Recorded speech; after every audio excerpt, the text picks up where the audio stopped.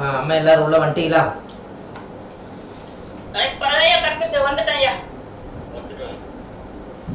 அது இன்னொரு 1/4 மணி நேரம் எடுத்துகிட்டு முடிச்சுக்கலாங்க. மணி 9:55 ஆச்சு. அது கொஞ்சம் இந்த ஒரு வருஷம் இந்த ஒரு வாரம் மட்டும் அந்த நெட்டு 3/4 மணி நேரத்துக்கு ஒருக்கா மாறுதுங்க. அது வந்து புதுசாக இப்போ நெட்டு மாற்றிருக்கனால அப்படி இருக்கு. அப்போது ஹலோ கேட்குதுங்களா எல்லாத்துக்கும்?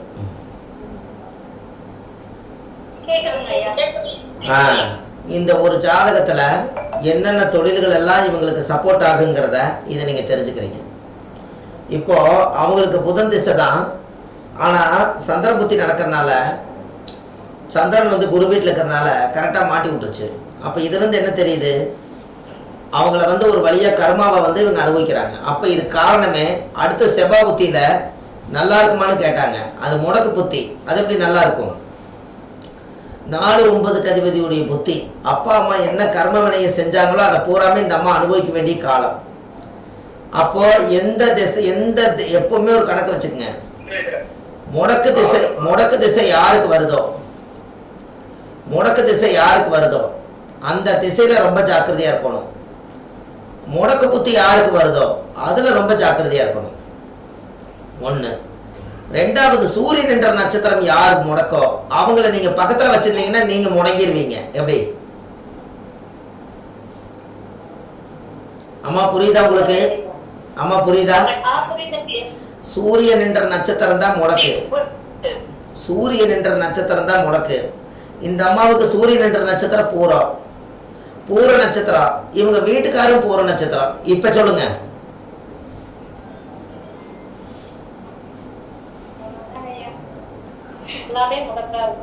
கர்மாவுக்குள்ளே கர்ம நட்சத்திரத்துக்குள்ளே இவங்க மாட்டிக்கிட்டாங்களா? அவ்வளவுதான் வாழ்க்கை. இந்த அம்மா என்னைக்கு வந்து தனிமையாக வருதோ அன்னைக்கு சாதிச்சிடும். வீட்டுக்குள்ளே போயிடுச்சுன்னா அவங்க கேட்குற கேள்விக்கெல்லாம் பதில் சொல்ல முடியாமல் இந்த அம்மா முடங்கிடுது. ஆனால் 2.25 லட்ச ரூபா மாதம் சம்பாதிக்குதுன்னா எவ்வளோ பெரிய அதிகாரத்தை கையில் எடுத்திருக்கோம்.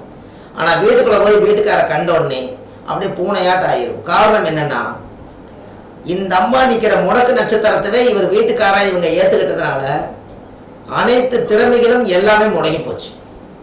அதனால நீங்களுமே உங்கள் ஜாதகத்தில் சூரியன் என்ற நட்சத்திரம் யாரோ அவங்கள நீங்கள் பக்கத்தில் வச்சுருந்தீங்கன்னா அதுதான் முடக்கு நட்சத்திரம்.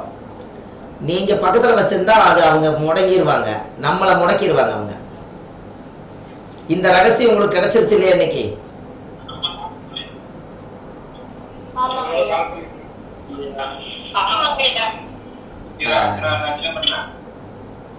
சரி, ஒரு குழந்தையே வந்து முடக்கு நட்சத்திரமாக பிறந்துருச்சுன்னா அப்போ அந்த குழந்தை நம்மளை முடக்க போகுதுன்னு தெரிஞ்சு நம்ம என்ன பண்ணலான்னா, அந்த குழந்தைய வந்து குலதெய்வத்து கோயிலையோ அல்லது ஏதோ ஒரு இடத்துல தத்து கொடுத்து வாங்கிட்டீங்கன்னா அந்த முடக்கு தோசை நிவர்த்தி ஆயிடும்.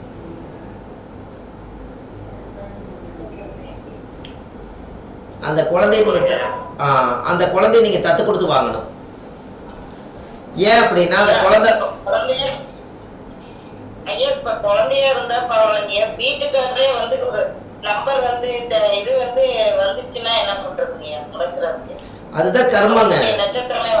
அதான் கர்மா, அதான் அனுபவிக்கிறாங்களே. முடக்கு நட்சத்திரம் அப்படி ஒரு பிறப்பி வாங்கி இருந்தா அந்த கர்மா அவங்க கீழே போறத நம்ம முடக்கு. அவங்க இந்த நம்மளால ஒன்றும் பண்ண முடியல பாருங்க. 4 இட்லி இருந்தா போதும், ஒரு நேரம் சாப்பிட்டுக்கலாம். 2.25 லட்ச ரூபா மாசம் சம்பாதிக்குது, ஆனால் இந்த அம்மானால அனுபவிக்க முடியலையே. இதான் கர்மா.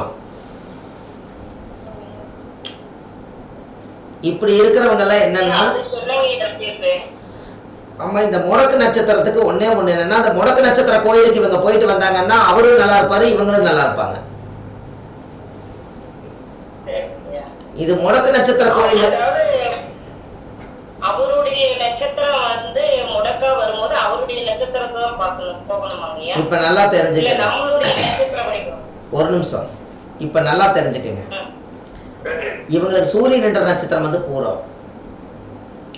இந்த பூர நட்சத்திரத்துக்கு உண்டான கோயில் தமிழ்நாட்டுக்குள்ள எங்க இருக்குதுன்னா, புதுக்கோட்டை மாவட்டம் பட்டுக்கோட்டை போற வழியில தீர்த்தக்கரை ஈஸ்வரர்னு ஒருத்தர் இருக்கார். பூர நட்சத்திரத்துக்குன்னே ஒரு கோயில் இருக்குது. 27 நட்சத்திரத்துல பூர நட்சத்திரத்துக்குன்னு ஒரு கோயில் இருக்குது.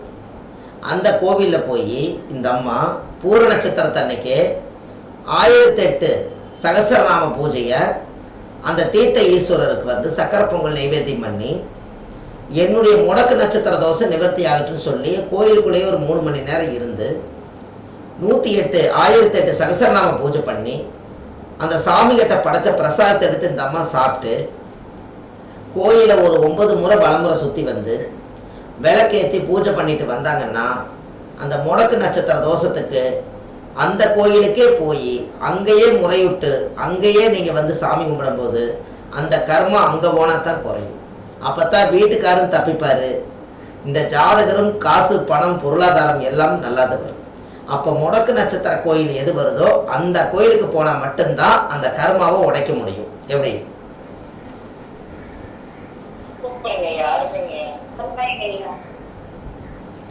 இந்த இத்தச்சோடு கர்மாவை நீங்க வேற யாரால இது நடக்க முடியுமா சொல்லுங்க?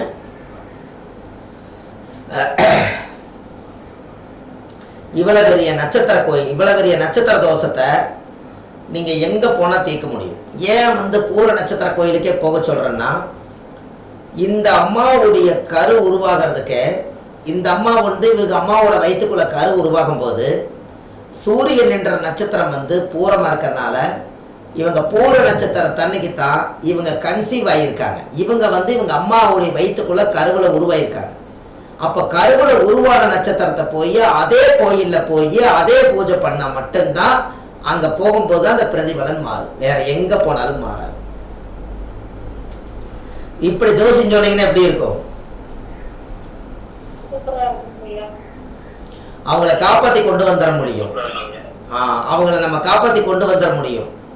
அந்த முடக்கு நட்சத்திரம் வந்து யாருக்கெல்லாம் நீங்கள் இன்னும் சொல்ல போனால் உங்கள் வாழ்க்கையில் இன்னொரு ரகசியத்தை இன்றைக்கே சொல்லித்தரேன். இங்கே கீழே எழுதியிருக்குது பாருங்க, வாழ்க்கையில் நல்லா தெரிஞ்சுக்கங்க. லக்னம் வந்து மக நட்சத்திரத்தில் இருக்குது, சூரியன் பூர நட்சத்திரத்தில் இருக்குது, சந்திர சுவாதி, செவ்வாய் அனுசம், புதன் உத்தரம், குரு ஆயிலியம், சுக்கிர மகம், சனி ரேவதி, ராகு அஸ்வினி, கேது சுவாதி, மாந்தி பூசம். இந்த வாழ்க்கையிலேயே நீங்கள் 120 வருஷம் வாழ்றதுக்கு வரம் வாங்கிட்டு வந்திருக்கீங்க. இந்த 9 கிரகமும் லக்னம் பிறந்த நட்சத்திரமும் மாந்தி பிறந்த நட்சத்திரமும் இந்த 11 நட்சத்திர கோயிலுக்கு நீங்க போயிட்டு வந்தீங்கன்னா உங்க ஜாதக சும்மா அசுர வளர்ச்சிக்கு நீங்க போயிருவீங்க. எப்படி?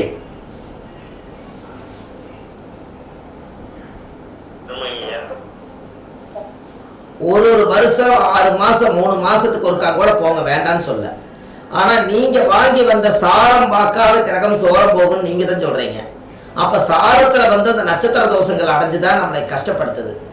11 நட்சத்திரம் இருக்குது மொத்தம். 9 கிரகத்துக்கு 9 நட்சத்திர கோயில் போயிட்டு வந்தீங்கன்னா இந்த கிரகத்தை எந்த நட்சத்திரம் தாங்கி பிடிச்சி வழி நடத்துதோ அந்த கோயிலுக்கே நீங்க அட்வான்ஸா போய் அந்த புண்ணியத்தின் பவரை வாங்கிட்டீங்கன்னா உங்களுக்கு அந்தந்த கால திசைகள் வரும்போது டிராபிக் இல்லாம சந்தோஷமா வாழுவீங்கல்ல. ஐயா கோயிலுக்கு போகணும் சரி, ஆனா போறதுக்கே தடங்கள் ஆகுது, அதுக்கு ஒரு பரிகாரம் சொல்லுங்க. எல்லாமே அதுக்கு ஒரு தடங்கள், ஏதோ ஒரு தடங்கள் ஆகுது, அதுக்கு ஃபர்ஸ்ட் ஒரு பரிகாரம். அதுக்கு நீங்க முதல் வந்து தாய் தந்தைக்கு பாத பூஜை வருஷம் செய்யணும். தாய் தந்தைக்கு வருஷம் பாத பூஜை பண்ணணும். இல்ல நம்ம தாய் தந்தை இல்லைன்னா தாய் தந்தையை யாராவது ஒருத்தர் பெரியவங்களுக்கு எடுத்து பாத பூஜை பண்ணணும். குலதெய்வம் கோயில போய் 11 ரூபாயும் வெத்தலை வாக்கும் வச்சு பாதத்தில் வச்சு சாயம் போட்டு வரணும். இந்த ரெண்டும் பண்ணிட்டீங்கன்னா உங்களுக்கு அந்த தடை நீங்கிரும். அதுக்கப்புறம் கர்மா கோயில் போயிட்டு வாங்க.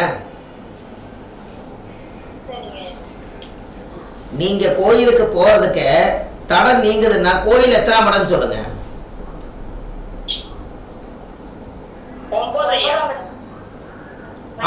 அப்போ இந்த 9ஆம் மடத்தை சொல்லிட்டீங்க.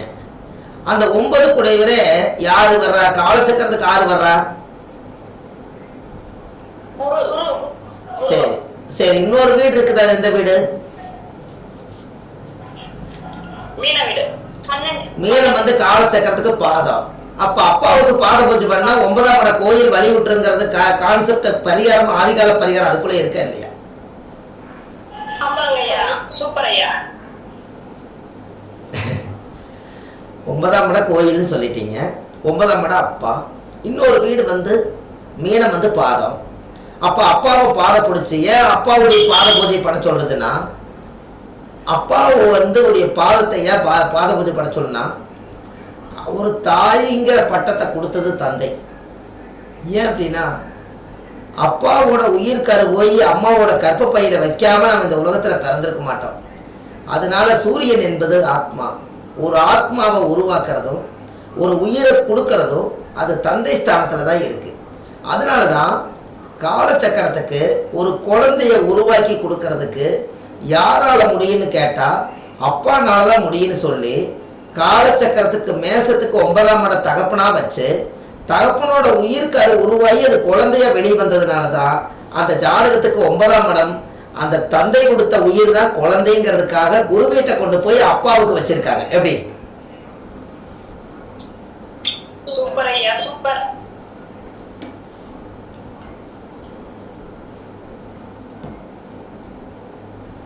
இந்த குரு வீட்டை கொண்டு போய் உருவாக்குறதுக்கு 9வது மாசத்துல ஒரு குழந்தை கருத்தெரிச்சு டெலிவரி ஆகிறதுக்கு 9லிருந்து 9ஆம் இடம் என்பது தந்தை ஸ்தானம் மட்டும் இல்லை.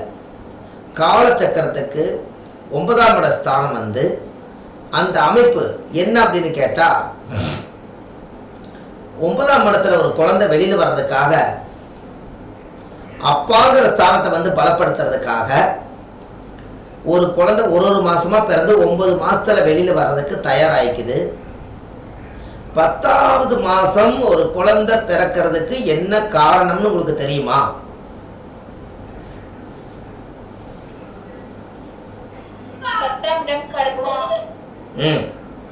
சொல்லுங்க.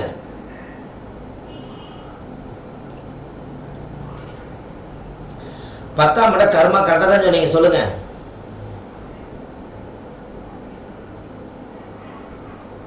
நம்மளுடைய கர்மாவை வழியா நம்ம வரதுக்காக தான் அந்த 10வது மாசம் நம்ம கர்மா வாங்கி வரதுக்காக. ஓகே, கரெக்ட் தான். அதாவது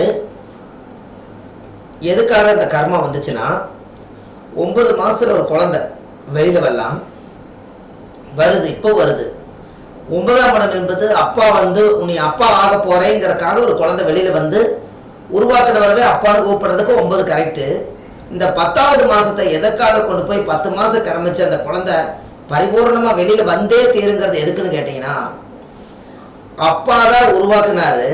இந்த குழந்தை ஜனனமாச்சு. அந்த ஜனனமாயி அப்பாவுக்கு 12ஆம் இடம் காலச்சக்கரத்துக்கு 12, காலச்சக்கரத்துக்கு 9ஆம் இடம் தகப்பன், தகப்பனுக்கு தனுசுக்கு 12, அது விருச்சிக வீடு, அது காலச்சக்கரத்துக்கு 8, 8 என்பது மரணம். அதனால 9வது மாசத்துல இருந்து 10வது மாசம் ஒரு குழந்தை வெளியில வந்துட்டால் அப்பனுக்கு கொல்லி போடுறதுக்காக ஒரு வாரிசு வேணுங்கிறதுக்காக அந்த காலத்துல 9ன்னு வச்சாங்க. அதுதான் பாயிண்ட். எப்படி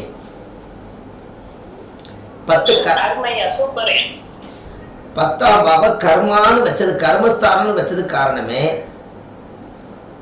9 யாராவது ஜாதகத்துல 9 குடைவர் 10ல இருந்தா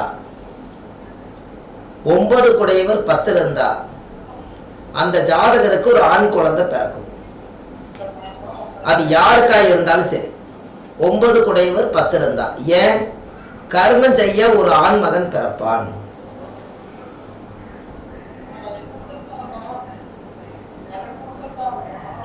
அப்போ 9ஆம் இடம் என்பது தகப்பஸ்தானம்.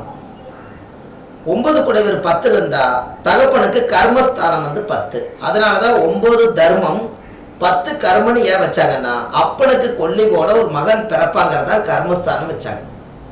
அப்போ இந்த ஜாதகருக்கு அந்த காலத்துல கர்மஸ்தானம்னு வச்சது காரணமே அந்த காலத்துல வாரிசு இல்லைன்னா கொல்லி போடுறதுக்கு சொத்து எல்லாம் போயிருங்கிறக்காக வாரிசுகள் வந்து வேணுங்கிறக்காக 9 குடைவருக்கு அடுத்தது 10ன்னு வச்சது காரணமே ஒரு குழந்தை அப்பன் ஆயாச்சுன்னு சொன்னால் இந்த அப்பனை கடைசியில சுடுகாடு கொண்டு போய் சேர்த்தும் போது கொல்லி வச்சே தீர்வாங்கிறதுக்கு காரணமே இந்த 9க்கு அப்புறம் 10 வச்சது காரணமே. 10ஆம் இடம் என்பது சுடுகாடுன்னு சொன்னீங்க, மகரம் என்பது சுடுகாடுன்னீங்க. இங்கதான் சுடுகாட்டுல கொண்டு போய்தான் அப்பாவுக்கு தகனம் பண்றதுக்காக கர்மான்னு பேர் வச்சிருக்காங்க. எப்படி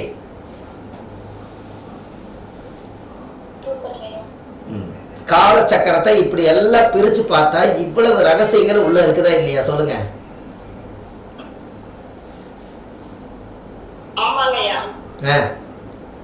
நீங்க அதுக்குள்ளேயே இருக்கணும். அந்த காலச்சக்கரத்துக்குள்ளேயே இருந்தால் நம்ம நிறைய விஷயங்களை எடுத்துக்கிட்டே இருக்கலாம். அந்த 9ஆம் இடம் என்பது அந்த அந்த ஸ்தானம் தான். ஏன் ஒரு தாயுடைய கற்பத்தில் 10ஆம் இடம் என்பது காலச்சக்கரத்துக்கு 10 யாரோட வீடு?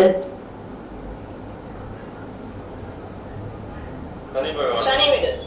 அதுல அதுல அதுல என்ன நட்சத்திரம் இருக்குதுங்க?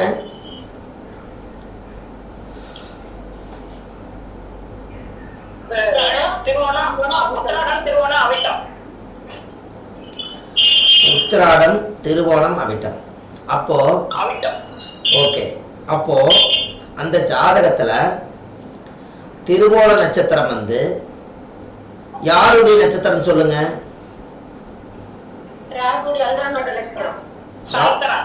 சந்திரனுடைய நட்சத்திரம்.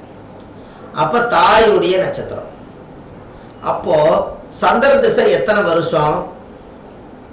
10 வருஷம். சரி, காலச்சக்கரத்துக்கு அது எத்தனை மாசம்? 10. அப்ப 10 மாசம் அந்த இடத்துக்கு பரிபூர்ணம் வந்துட்டால் அந்த இடத்துல ஒரு குழந்தை தாயாக போறாங்கிறத 10வது மாசம் ஒரு குழந்தை வர்றதுக்காக அந்த காலத்திலே கொண்டு போய் திருவோண நட்சத்திரம் சந்திரனுக்கு தாயை கொண்டு போய் 10 மாசம் ஆகி நீ வெளியில வந்து தாய்ங்கிற பட்டம் வாங்குங்கிறக்காக முன்னோர்கள் அந்த காலத்துல கணிச்சு வச்சிருக்காங்க. எப்படி?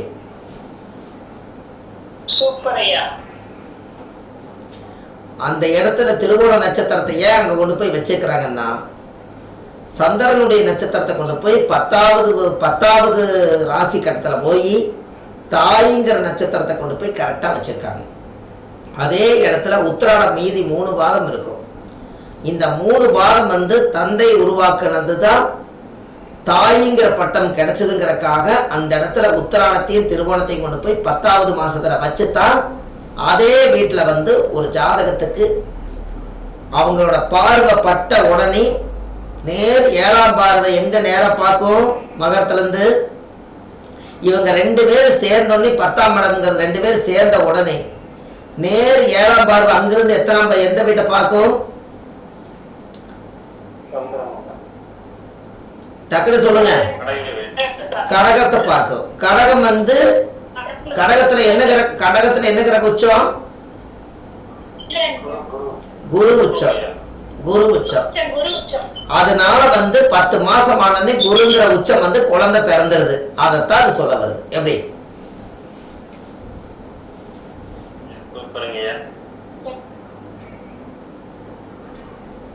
ஒண்ணு கருத்தை சொல்ல மாட்டேங்கிறீங்க.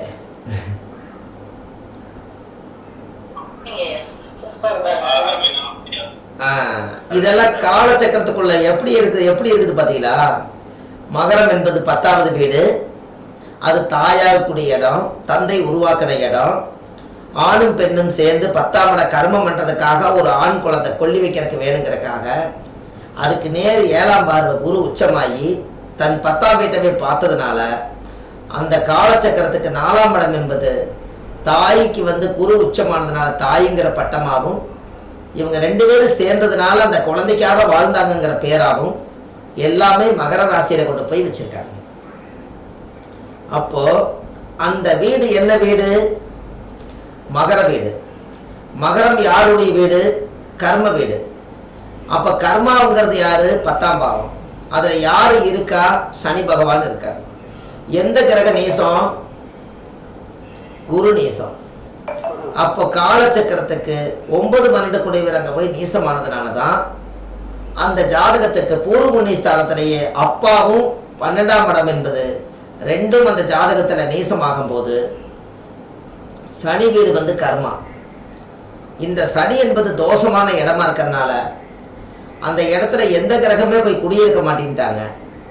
அதனால இந்த ஒரு குரு உச்சமாக இருந்தால் ஒரு நீச குரு ஒருத்தர் வேணும். அப்போ அந்த நீசத்தை கொண்டு போய் எந்த ராசியில் வைக்கலான்னு பார்த்தா சேரும் சகதியும் முதலையும் இருக்கிற இடத்துல கொண்டு போய் குருவை தள்ளிடலான்னு அந்த காலத்திலேயே குருவை கொண்டு போய் மகரத்தில் கொண்டு போய் நீசமாக்கி காலச்சக்கரத்துக்கு தாய்ங்கிற கடகம் வந்து கௌரவமான இடத்த கொண்டு போய் குருவை உச்சமாக்கி வச்சு அன்னைக்கே இந்த காலச்சக்கரத்தை விரிவாக்கமாக இதை சொல்லியிருக்காங்க. எப்படி?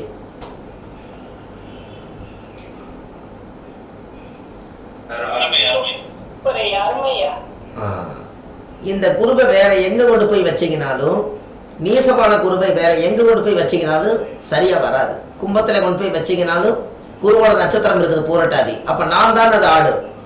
தனுசில் கொண்டு போய் வைக்கலாமான்னு நினச்சா இந்த குரு அவரோட சொந்த வீடு.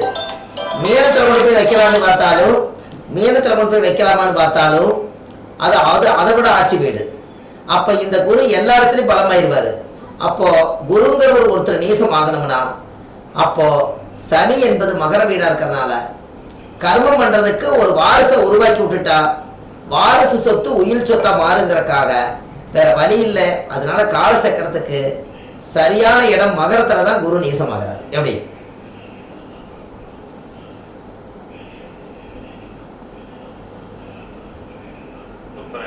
ஆமாங்கய்யா, சூப்பர் ஐயா.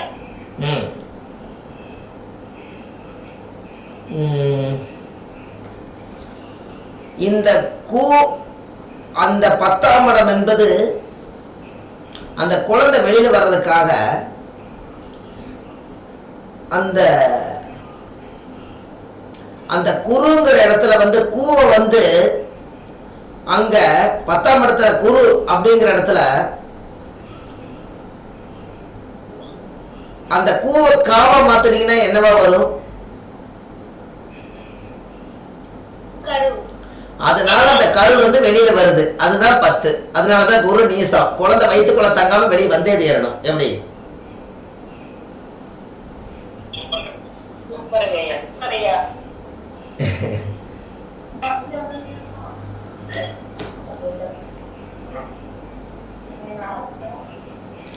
அந்த கரு உருவாகி 10 மாசமானா அந்த கரு வெளி வந்தே ஆகணுங்கிறதுக்கு தான் அந்த குருங்கிறத கருன்னு வச்சாங்க. ஒரு நிமிஷம் அம்மா, வணக்கங்கம்மா. இருங்கம்மா. இல்லைம்மா ஜோதிட வகுப்பு கிளாஸுங்கம்மா, திங்கக்கிழமையான போகுங்க. இல்லை அப்படியெல்லாம் ஒன்றும் இல்லைங்கம்மா. நான் உங்களுக்கு வந்து நம்பர் எல்லாமே காலையில் மெசேஜ் பண்ணி விட்றேங்கம்மா, ஒரு 7 மணிக்கெல்லாம். ஓ ஆமாம்மாங்க, அந்த அந்த அந்த ஊருக்கு பாதி ராத்திரி. சரி இருக்கட்டுங்கம்மா. நான் இல்லை இப்போ நான் கிளாஸ் எடுக்கிற நம்பரை உங்களுக்கு நான் அனுப்பிச்சி வைக்கிறேங்கம்மா. இப்போ மெசேஜ் போட்டு விட்றேன். உங்களுக்கு வேணாம் கூட நான் வேற நம்பர் தரேங்கம்மா. இப்போ ஒரு நம்பர் தரேருங்க, அனுப்பிச்சி விட்றேங்கம்மா. தேங்க்யூம்மா. இது அம்மாவுக்கு அமெரிக்காவுக்கு அனுப்பிச்சி வச்சிருங்க.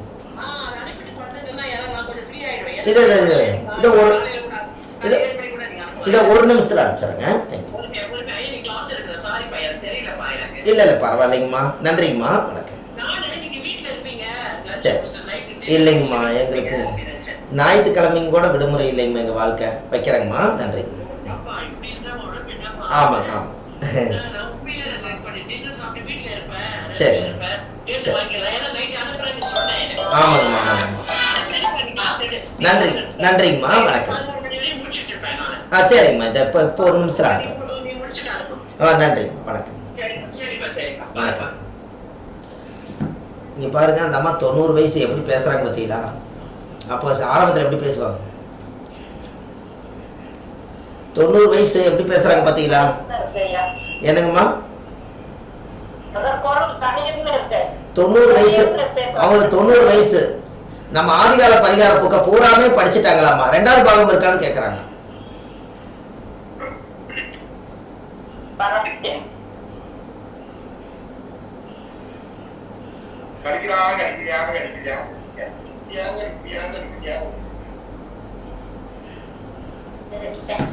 அப்போ குரு குரு அப்படின்னு சொல்லிட்டு இருந்தீங்க. குருன்னா குழந்தை. குருவுக்கு முன்னாடி குழந்தை வெளியே வரக்கு முன்னாடி குருவுக்கு முன்னாடி அது கரு, அப்புறம் தான் குரு.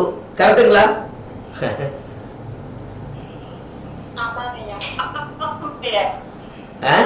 குரு இன்னைக்கு சொல்லிக்கலாம், ஆனா 10 மாசத்துக்கு முன்னாடி அது கரு, 10 மாசத்துக்கு அப்புறம் அது குரு.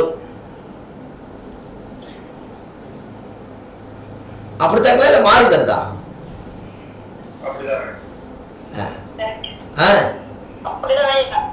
அவ்வளவுதான். 2 வார்த்தையிலையும் கூட பரிகாரம் எடுக்க முடியுதா இல்லைங்களா? கரு பிளஸ் குரு.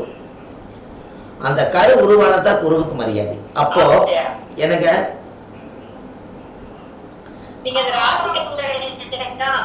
அம்மா சொல்லுங்க. நீங்க ராசி கட்டத்துக்குள்ளே வாழ்ந்துகிட்டு இருக்கீங்க. ஆமாங்க.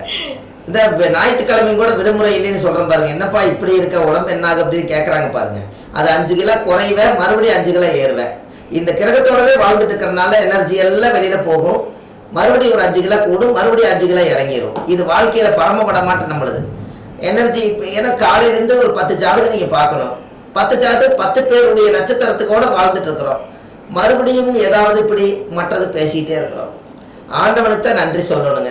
ஏன்னா இந்த எனர்ஜியை ஆண்டவன் கொடுத்துருக்கான் பார்த்தீங்களா. காலையில இருந்து ஆரம்பித்து இன்னொரு வரைக்கும் இப்படியே பேசணுமே, அதான் பெரிய விஷயம். அதனால அது ஒரு பெரிய விஷயம் இல்லைங்களா. காலையில் நம்ம ஒரு 9 மணிக்கு ஆஃபீஸ்க்கு வந்திருப்போம். 9 மணிலேருந்து பொழுதா வரைக்கும் எல்லாத்துக்கும் கூட பேசுவோம். இந்த எனர்ஜி எல்லாம் வெளியில் போயிருக்கும். இப்போ எக்ஸ்ட்ரா நம்ம கிளாஸ் எடுக்கும்போது இன்னும் கொஞ்சம் சேர்த்து பேச வேண்டியதாகவும் இருக்கும். அப்போ கிட்டத்தட்ட நான் ஸ்டாப்பாக ஒரு 8, 9, 10 மணி நேரம் அந்த எனர்ஜியோடு தாங்கி நம்ம பேசுனா அது கடவுளுக்கு தான் நம்ம நன்றி சொல்லணும். அதனால தான் கற்றோருக்கு சென்ற இடமெல்லாம் சிறப்புன்னு சொன்னாங்க. அப்போ கற்றோருக்கு சென்ற இடமெல்லாம் சிறப்புன்னா நம்ம கற்றுக்கிட்ட வித்தையெல்லாம் எங்கே இருக்குதுன்னு கேட்டிங்கன்னா நம்மளோட மூளைக்குள்ளேயும் ஞானத்துக்குள்ளேயும் தான் இருக்குது.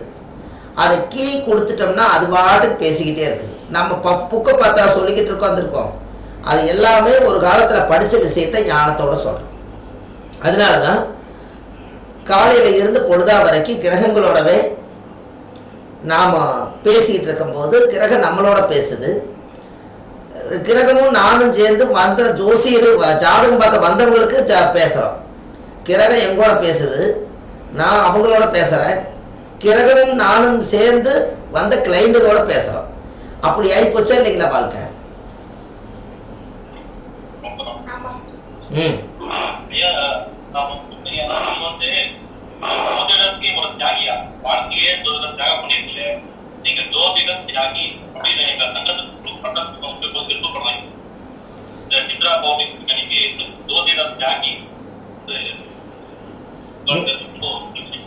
சந்தோஷம். நீங்க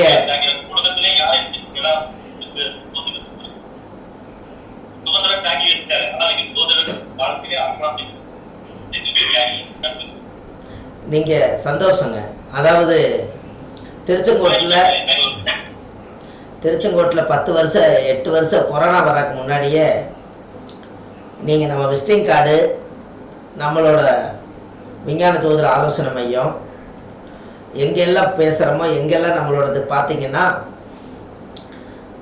பிரசன்ன ஜோதிட ஞானி டாக்டர் சுபமாரிமுத்து தான் வச்சுருப்பேன். ஜோதிட ஞானின்னு 10 வருஷத்துக்கு முன்னாடி ரெஜிஸ்ட்ரேஷன் பண்ணினேன். எதுக்குன்னு கேட்டிங்கன்னா ஜோதிட ஞானின்னு ஒரு நம்ம எழுதி பட்டம் வாங்கிட்டோம்னா அந்த ஞானியாக இருந்து ஏதாவது ஒரு புத்தகத்தை எழுதிடணுங்கிறதுக்காக அந்த ஜோதிட ஞானின்னு வச்சங்காட்டி தான் நீங்கள் அவ்வளோ பெரிய புக்கிலேயே ஜோதிட ஞானி சுபமாரிமுத்து தான் ஆதிகால பரிகார புக்கில் இருக்குது.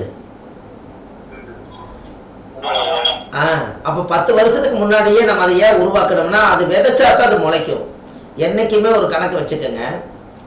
வாயில் சொல்கிறது எதுவுமே நடக்காது, நம்ம செயல்பாட்டு கொண்டு வரணும். தண்ணிக்குள்ளே இறங்காமல் உங்களால் நீச்சல் அடிக்க முடியுமா? அப்போ அதுபோல் நீங்கள் மேட்டில் நின்று பேசி என்ன பண்ணுறது? தண்ணிக்குள்ளே இறங்கினா தானே நீச்சல் பழக முடியும். தண்ணிக்குள்ளேயே இல்லாமல் நான் நீச்சல் எனக்கு தெரியும்னு மேலே நின்று சொன்னாங்கன்னா உண்மை தண்ணிக்குள்ளே இறங்கினா தானே நீந்தி பார்த்தா தானே இவர் நீச்சல் அடிக்கிறான்னு தெரியும். தண்ணிக்குள்ளேயே இல்லாமல் எப்படி இருக்குது? அதுபோல் விதைச்சாத்தான் முளைக்கும். எந்த ஒரு விஷயமா இருந்தாலும் சரி விதைச்சாத்தான் முளைக்கும். நீங்கள் என்னத்தை உலகத்துக்குள்ளே கொண்டு போய் போடுறீங்களோ அது உலகத்துக்கு கண்டிப்பாக கொண்டு போய் சேர்த்து. இன்றைக்கி நம்ம கேமரா என்னை பார்த்துட்டு இருக்குது, இந்த ஃபோனில் இத்தனை பேர் நீங்கள் என்னை பார்க்குறீங்க. ஒரு பக்கம் லைட்டு இத்தனை என்னை பார்க்குது, இவ்வளவுக்கு இயந்திர கருவிகளும் பார்க்குது, நம்ம இயங்குறோம். இதெல்லாம் கடவுள் கொடுத்த கிஃப்ட்டு. அதனால தான் ஜோதிட ஞானிங்கிற ஒரு ஆதிகால பரிகார புக்கில் கடைசியில் ஒரு வரி எழுதியிருப்பேன். என்ன எழுதியிருப்பேன்னா, கடவுள் இவ்வளவு விஷயத்தையும் நம்மளுக்கு ஆண்டவன் கொடுத்ததுக்காக ஒரே வரியில் நான் ரத்தின சுருக்கமாக எழுதியிருப்பேன். என்ன எழுதியிருக்கிறேன்னா, கடவுள் கொடுத்ததற்கே நன்றி சொல்ல முடியவில்லை, இன்னும் இதில் அடுத்தடுத்து கேட்பதற்கு அஞ்சுதே என் உள்ளம் அப்படின்னு எழுதியிருப்பேன்.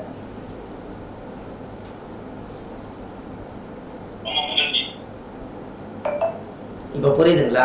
அதனால் நீங்களும் இந்த ஜோதிடத்தில் ஒரு நாளைக்கு உங்களுக்கு என்ன சொல்லி கொடுக்க போகிறேன்னா, ஆதிகால பரிகாரத்தோட காலச்சக்கரத்தினுடைய ரகசியத்தையும், ஆதிகால பரிகாரம் 1700 பரிகாரத்தையும், அது இல்லாமல் தாம்பூல பிரசன்னம் எப்படி பார்ப்பது, சோழி பிரசனம் எப்படி பார்ப்பது, அஷ்டமங்கல பிரசனம் எப்படி பார்ப்பது, ஜோதிடத்தினுடைய 9 திசைக்கு 9 திசாபுத்திக்கு என்ன பலன் எப்படி எடுப்பது, ஜாமகோல் பிரசன்னம் எப்படி பார்ப்பது, சகனம் வழிசகன பிரசனம் எப்படி பார்ப்பது, எல்லாமே நாம் கிளாஸ் ஆரம்பித்ததுலேருந்து நாம் இதை பூராமே சொல்லி கொடுக்கலான் இருக்கேன். இதில் நீங்கள் எத்தனை பேர் நீங்கள் இதுக்குள்ளே சேரோன்னு நினைக்கிறீங்களோ அவங்க எல்லாரும் தவறாமல் நீங்கள் இந்த கிளாஸ்க்குள்ளே வந்துடுங்க. நாளைக்கு காசி பயணத்துக்கு நாங்கள் கிளம்புறோம். காசி போயிட்டு வந்துட்டு இந்த வடிகட்டி 1 வருஷம் கடைசி வரைக்கும் நான் உங்களோடு பயணிக்கிறேன். உங்களுடைய திறமைகள் எல்லாம் எனக்கு வேண்டும். இந்த ஜோதிடத்தில் இருக்கக்கூடிய நுட்பங்கள் எல்லாம் நீங்கள் சொல்கிற மாதிரி நான் சொல்லணும் அப்படின்னு நீங்கள் நினச்சால் நீங்கள் இந்த குழுவில் நீங்கள் பயணிக்கலாம். இதில் ஒருத்தரும் கூட இடையில வெளியில் போயிடாதீங்க. அது முடிவெடுத்துக்கங்க, தெளிவாக ஒரு முடிவெடுத்துருங்க. அது உங்களுக்கு ரொம்ப புண்ணியமாக போயிடும். ஏன் அப்படின்னு கேட்டால், நம்ம இவ்வளவு தூரம் காசு பணத்துக்கு ஒரு நாளும் நம்ம அதுக்காக எடுத்துக்கவே மாட்டோம். நம்மக்கிட்ட இருக்கிறவங்க நல்லா 1 வருஷம் படித்து இந்த ஆதிகால பரிகார சான்றிதழை பதிவு எண் போட்டு, அரசு பதிவு எண் போட்டு, நீங்கள்லாம் ஆதிகால பரிகாரம் எல்லாரும் 10 கிளாஸ் படிப்பாங்க. ஒரு சில பேர் 20 கிளாஸ் படிப்பாங்க. ஒரு சில பேர் ஒரு நாள் கிளாஸ் படிப்பாங்க. நம்மளோட வகுப்பு எவ்வளோ போட்டிருக்கிறோம்னா, அவங்கக்கிட்ட ஒரு விஷயம் இருந்தால், ஒரு 10 கிளாஸ் நடத்துகிற அளவுக்கு விஷயம் இருந்தால், அந்த 10 கிளாஸும் சேர்ந்து 1.5 மணி நேரம் எடுத்தால் கிட்டத்தட்ட ஒரு 15 மணி நேரம் வரும். இந்த 15 மணி நேரத்துக்குள்ளே 10 கிளாஸை நீங்கள் எடுத்துட்டு, இவ்வளவு தான், இதுக்கு மேலே நீங்கள் படிச்சுக்கோங்க, உங்கள் அறிவு கொண்டு வாழ்ந்துக்குன்னு சொல்லாமல் 1 வருஷ காலம் ஒரு பயிற்சி மாதிரி எடுத்து எல்லா துறையிலும் நீங்கள் ஈடுபட்டு வரணும். சோழி பிரசனம்னாலும் உங்களுக்கு தெரிஞ்சிருக்கணும், தாம்பூல பிரசனம்னாலும் உங்களுக்கு தெரிஞ்சிருக்கணும், அஷ்டமங்கல பிரசனம்னாலும் கோவில் பிரசனாலும் உங்களுக்கு தெரிஞ்சிருக்கணும், திருக்கணிதத்தில் ஜோதிடம் பார்க்குறதா இருந்தாலும் தெரிஞ்சிருக்கணும், ஆதிகால பரிகாரம்னாலும் தெரிஞ்சிருக்கணும், ஒரு தாய் தந்தையுடைய வழிசகனமாக இருந்தாலும் தெரிஞ்சிருக்கணும், இந்த ஜோதிடம் தோன்றி எங்கே போய் முடிவில் இருக்குதுங்கிறதையும் தெரிஞ்சுக்கணும், இந்த உலகத்தில் ஆன்மீகத்தை பற்றி தெரிஞ்சுக்கணும், ஞானிகளாட்ட சித்தர்கள் முனிவர்களை பற்றி தெரிஞ்சுக்கணும். இத்தனையும் முடிச்சு கொடுக்கும்போது கண்டிப்பாக ஒரு சப்ஜெக்டாக எடுத்தால் கண்டிப்பாக உங்களுக்கு 1 ஆண்டு காலம் ஆகும். இதில் 13 கிளாஸ் நீங்கள் படிச்சிருக்கீங்க. அப்போ 3 3 மாதம் படிச்சிருக்கீங்க. இன்னும் மீதி 9 மாதம் இருக்குது. இந்த 9 மாதம் வாரம் நீங்கள் படிச்சுக்கிட்டே வந்தால் கண்டிப்பாக நீங்கள் ஆஃபீஸ் போட்டு ஜாதகம் பார்க்கும்போது எவ்வளோ பெரிய பயில்வான் வந்தாலும், எவ்வளோ பெரிய வீரர்கள் வந்தாலும், ஜோதிட ரீதியாக அவங்களுக்கு எல்லா விஷயத்தையும் நீங்கள் சொல்லி அவரை புரிய வச்சு அவரை காப்பாற்றி விட வேண்டியது நம்மளோட கடமையாக இருக்கும். அதுக்கு இந்த குழுவில் யாரும் இதிலேருந்து தேன் கூடு என்னைக்கு ஒற்றுமையாக இருக்கணும். களைஞ்சிட்டா மறுபடியும் சேருமான்னு தெரியாது. அதனால் இதில் நிறைய பேர் கொஞ்சம் வர முடியாத சூழ்நிலையில் இருக்கிறாங்க. சில பேர்த்துகளுக்கு ரெக்கார்டிங்கே போதும்னு நினச்சிட்டு இருக்கிறாங்க. அதனால் நம்ம யாரையும் கூப்பிட்டு தனிப்பட்ட முறையில் நம்ம பேசி பழக்கம் இல்லை. அதனால் நீங்கள் காசி போயிட்டு வந்தோடனே இந்த குழுவிலிருந்து நான் 12 மாதமும் பயணிக்கிறேன் அப்படின்னு சொல்லி, இன்னும் மீதி 9 மாதம் பயணிக்கிறேன்னு சொல்லி, நான் இது நீங்கள் எல்லாம் மெசேஜ் போட்டதெல்லாம் எடுத்துகிட்டு இந்த குழுவில் இருக்கிறவங்களுக்கு லிங்க் வராது. இன்னொரு ஃபோனில் நீங்கள் யாரெல்லாம் உள்ளே வரீங்களோ அவங்களுக்கு அடுத்த வாரத்தில் இருந்து காசி போயிட்டு வந்துட்டு 9 திசாபுத்திக்கு பலன் எடுத்து கொடுக்கறதும், முடக்கு தோஷத்தினுடைய ரகசியத்தை சொல்லி கொடுக்கறதும், திதிசூனிய யோகம் கரணத்தை பற்றி சொல்கிறதும், ஏட்டு எல்லாமே 1 வருஷத்துக்குள்ளே படிச்சுக்கோங்க. அதுக்கப்புறம் நம்மளோட தமிழ்நாட்டுக்குள்ளே ஒரு 108 பேர் மட்டும்தான் நீங்கள் இருப்பீங்க. அனைத்தும் படித்து சகலகலா வல்லவனாக இருப்பீங்க. அதுக்கு நான் ரெடியாக இருக்கேன். நீங்கள் ரெடியாக இருந்தால் சரி.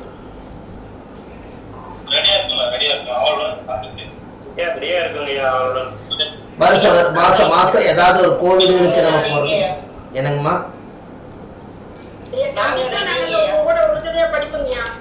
ஆமாங்க, அதுதான். நீங்கள் அது நம்மளுக்கு நிறைய விஷயங்கள் கிடைக்கும். அதனால நீங்கள் தாராளமாக நம்ம ஒரு சிறப்பாக கொண்டுட்டு போயிடலாம், எந்த தப்பு வராது.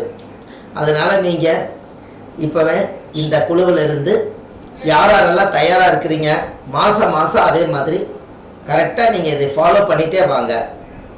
உங்களுக்கு நான் நிறைய விஷயங்களை ரகசியங்கள் நிறைய வச்சுருக்கேன். இந்த ரகசியங்கள் எல்லாம் ஆன்லைன்லேயே நான் உங்களுக்கு சொல்லி கொடுக்குறேன். அதை பூராமே நீங்கள் கற்றுக்குங்க. நமக்கு பின்னாடி வந்து சொத்து வாழுதோ சுகம் வாழுதுங்கிறதுல இல்லை, ஜோதிடம் வாழும். அதுக்கு உண்டான விஷயத்தை நான் உங்களுக்கு சொல்லி கொடுக்குறேன். நீ கற்றுக்கூடாது தம்பி.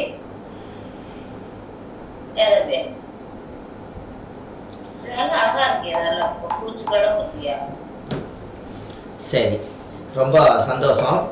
இந்த நாளைக்கு நாங்கள் காசி கிளம்புறோம். காசியில் நீங்கள் எல்லோரும் நல்லா இருக்கணும்னு நான் பிரார்த்தனை பண்ணிட்டு வர்றேன். காசி விஸ்வநாதர் கோயில், அன்னபூரணி தாய், காலபைரவர், ஆஞ்சநேயர்,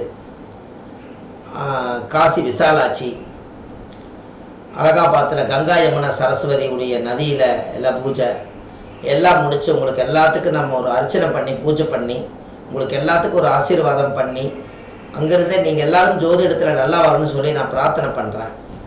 நீங்கள் நல்லா வரணும், என்னுடைய நம்பிக்கை என்றைக்கு உங்களோட கடைசி வரைக்கும் இருக்குன்னு சொல்லி காசி பயணம் முடிஞ்சோடனே நம்ம கிளாஸ் ஆரம்பிச்சிடலாம். இந்த குரு நீங்கள் யாரோ கேட்டிருந்தாங்க, இந்த குரு பயிற்சி பற்றி நீங்கள் கொஞ்சம் சொல்லுங்க ஐயா. அதில் கொஞ்சம் ரகசியம் கொஞ்சம் நம்ம இந்த வருஷம் இந்த குருவினால் வந்து நம்மளுக்கு யாராருக்கு நல்லது நடக்கும்னு சொன்னாங்க. ஆனால் சொல்கிறதுக்கு டைம் பத்தில் தான் இருந்தாலும் ஒரு ரெண்டு வாரத்தை நம்ம சொல்லுவோம். இந்த குரு பயிற்சி நம்ம இது வரைக்கும் எப்பவுமே ஜாதகப்படி குரு பயிற்சி, சனி பயிற்சி, ராகு பயிற்சி, ராசி வளர்ந்து எதுவுமே நம்ம வீடியோவில் போட்டிருக்க மாட்டோம். என்ன காரணம் அப்படின்னா, அதாவது உண்மையான கரண்ட் இல்லாதப்ப யூபிஎஸ் மாதிரி வருது. அதனால் இப்போது கரெக்டாக பாருங்கள். நீங்கள் யாராருக்கு வந்து குருவலன் ஒரு வருஷத்துக்கு இருக்குதா அப்படின்னு கேட்டால் நல்லா யோசிச்சு பாருங்கள். இப்போ குரு எந்த ராசிக்கு வர்றாரு? ரிஷப ராசிக்கு வர்றாரு.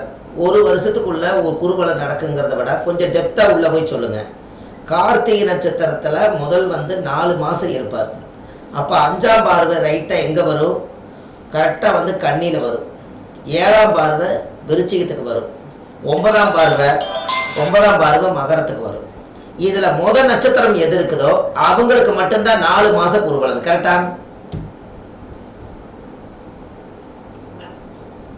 4, 8, 12 3 நட்சத்திரம் தான் இருக்குது. முன்னாங்க 12 மாதத்தில் அடுத்த குரு அடுத்த வீட்டுக்கு போயிடுவார்.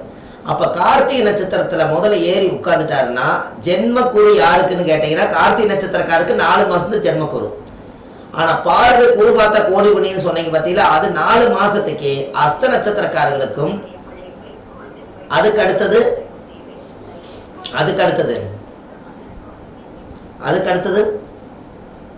கரெக்டாக விருச்சிகத்தில் என்ன நட்சத்திரம் இருக்குது?